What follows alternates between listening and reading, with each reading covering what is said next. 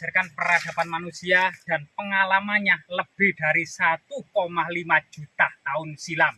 Sejak para paleontologi memasuki Pulau Jawa dari Eropa Timur menuju pedalaman-pedalaman Jawa dan menemukan Pithecanthropus erectus, yaitu Homo erectus yang ditemukan oleh Eugene Dubois di Trinil. Dan ternyata memang Pulau Jawa ini dari pengalaman 1,5 juta tahun silam ya, Homo erectus telah menghuni Pulau Jawa ini, sampai kemudian sekitar 10.000 tahun silam atau 12 tahun ribu sebelum Masehi, ini kemudian mereka punah dan digantikan oleh Homo sapiens sapiens atau manusia modern ya, dimana kemudian peradaban Paleolitikum, Mesolitikum, Neolitikum, dan Megalitikum pun pernah menjadi semacam warisan yang berada di Pulau Jawa ini. Sehingga kemudian ketika masa Mesolitikum ya, orang-orang manusia purba ini hidup di goa-goa dengan alat-alat yang sederhana. Memasuki zaman Neolitikum sekitar 3000 sebelum Masehi, orang-orang Proto Melayu menghuni Nusantara, membangun monumen-monumen peradaban batu besar ya, megalitik, neolitik. Nah, disinilah kemudian kita mendapati di sebuah lereng gunung ini ada formasi-formasi aneh. Memang tidak bisa dipungkiri, memang batu-batu ini terbentuk seiring terbentuknya Gunung Anjas-Moro, Welirang, Arjuna, dan Penanggungan, satu klaster dari dasar samudra sekitar 60 juta tahun silam. Sampai kemudian zaman Pleistosen Tengah sekitar 250.000 tahun silam. Sehingga kemudian batu-batu alam sedemikian rupa tidak bisa disangkal ini adalah batu alam. Namun kemudian ada formasi-formasi misterius, misalnya batu temu gelang, ya, atau kemudian struktur batu alam, bahkan ada batu terbang. Nah, seperti ini. Nah, teman-teman, jadi kita akan bisa melihat di sini adalah batu yang melayang dan terbang dan hanya ditopang oleh batu yang sangat kecil. Jadi menyerupai sebuah batu terbang yang ada ditemukan di Arab, di Eropa, di Tiongkok, maupun di batu terbang yang ada di Pulau Jawa. Dan ini merupakan salah satu bentuk batu terbang ya. Kemungkinan memang ini adalah memiliki fungsi pemujaan, persajian, mengikat binatang kurban, atau mungkin semacam simbol-simbol peringatan dan kesuburan di masa-masa prasejarah. Dan jika kita lihat di antara batu terbang itu juga ada susunan-susunan batu-batu yang menyerupai kubur batu di Matese, Karanganyar, Jawa Tengah. Ada susunan batu-batu yang mengeliling ya, diduga merupakan kuburan nenek moyang yang di dalamnya itu ada bekal kubur manik-manik, termasuk kemudian beberapa perhiasan perak dan emas yang dikubur bersama tulang belulang leluhur kita. Termasuk ada di dalamnya itu adalah tulang belulang yang dimasukkan ke dalam tempayan. Ini merupakan penguburan sekunder. Jadi ada semacam formasi-formasi yang diduga memang kubur batu atau batu alam. Coba kita lebih dekati ya. Nah, di sini. Nah, di sini kita akan bisa melihat ada formasi-formasi yang menyerupai ya tugu batu atau menhir, dolmen, meja batu ya, atau mungkin meja persajian. Termasuk kemudian diduga ini adalah semacam formasi kubur batu. Yang sangat menarik memang kubur batu ini merupakan sebuah tinggalan, the dead monument yang ada di Pulau Jawa ini. Karena tidak bisa dipungkiri perubahan masyarakat itu sudah berubah dari zaman batu ke zaman kuno, ke zaman Madya pertengahan, zaman kolonial hingga zaman modern saat ini. Namun kemudian berupa tinggalan atau the dead monument ini kita bisa menemuinya bahwasanya di sini sekitar 2.500 sebelum Masehi ada peradaban Proto Melayu. Kemudian memang pada masa Deuteromayu atau kemudian pada peradaban Melayu muda itu memang dikenal dengan peradaban perunggu. Seakan-akan memang peradaban batu besar tidak tidak digunakan lagi, yaitu berganti peradaban perunggu. Ada Moko, Candrasa, Kapak Corong, ada Nekara. Namun tidak bisa dipungkiri ternyata peradaban batu besar ini terus berlangsung sampai masa kemudian Hindu-Buddha masa kuno yang dikenal dengan Kabuyutan. Jadi misalnya di dalam kitab Negara Kertagama, berbagai macam agama lokal, Karesian, Kabuyutan, animisme, dinamisme, penyembahan roh-roh dan nenek moyang, ini masih dilindungi pada masa kerajaan Majapahit yang dibedakan oleh kerajaan Majapahit dari para penganut Buddha, Kasogatan, maupun para penganut Hindu, Kasaiwan. Ya, agama Kabuyutan ini literasi yang lebih kemudian di belakangan menyebut Kapitayan ya. Ini dibedakan dan di bawah naungan Dharma Daksa Menteri Haji yang dibedakan dari Dharma Daksa Kasogatan dan Dharma Daksa Kasaiwan.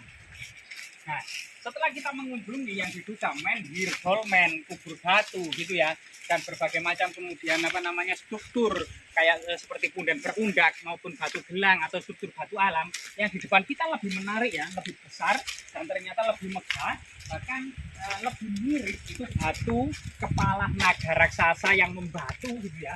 Karena memang naga pada masa prasejarah ini juga sebagai simbol kegelapan.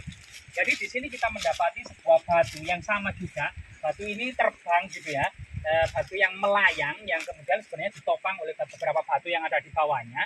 Ini malah mirip seperti kepala naga raksasa yang membatu.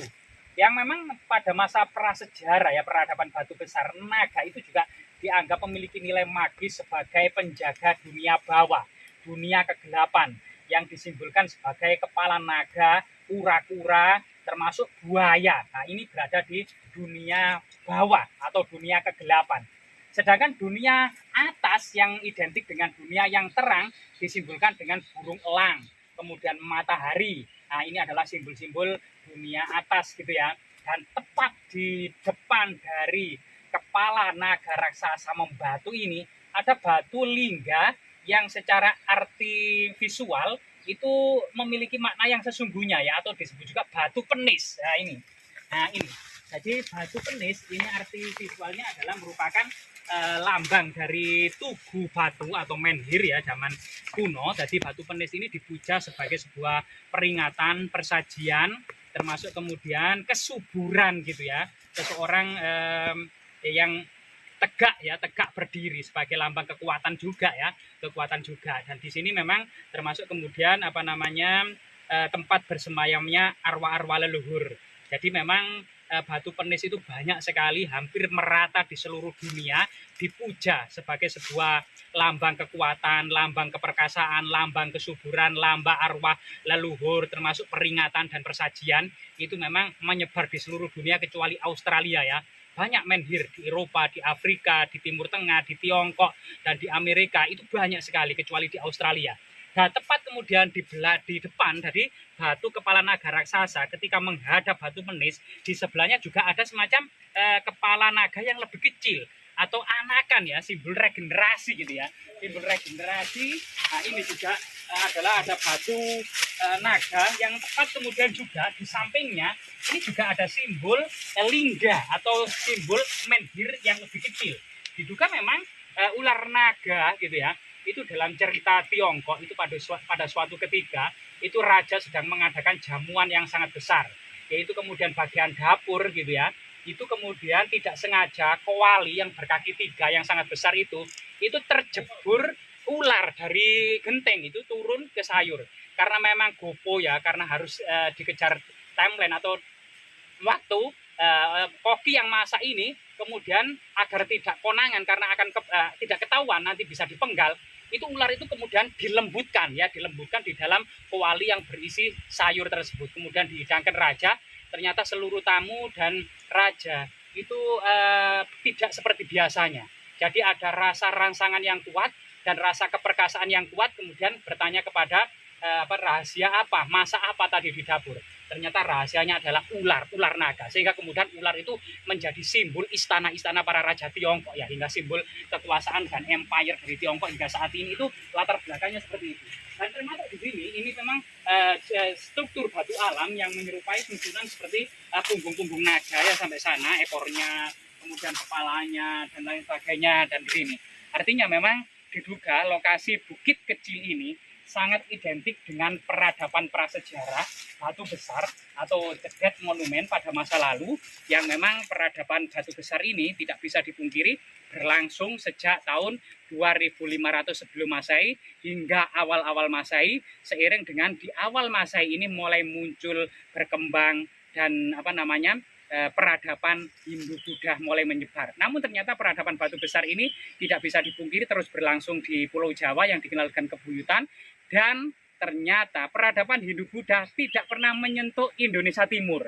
Dan Indonesia Timur masih mempertahankan peradaban batu besar, misalnya di Toraja, di Lombok, ya, kemudian di itu masih menggunakan peradaban batu besar, di mana kemudian arwah-arwah leluhur, kemudian ada menhir, ada dolmen, ada sarkofagus, termasuk ada waruga dan jasad-jasad orang-orang yang sudah mati itu ditaruh di bukit-bukit di gunung-gunung, termasuk di dalam batu besar. Nah, ini kita bisa dapati ya di Toraja dan berbagai macam suku-suku yang ada di Indonesia Timur. Semoga kemudian peradaban Indonesia Timur ini menjadi semacam gambaran bagaimana menginterpretasi tentang peradaban batu besar yang ada di Jawa, karena mereka di sana peradaban batu besar ini masih berlangsung yang dikenal dengan the living megalithic tradition, artinya peradaban batu besar masih berlangsung hingga saat ini, hingga detik ini, hingga di era modern ini di Indonesia Timur. Semoga bermanfaat.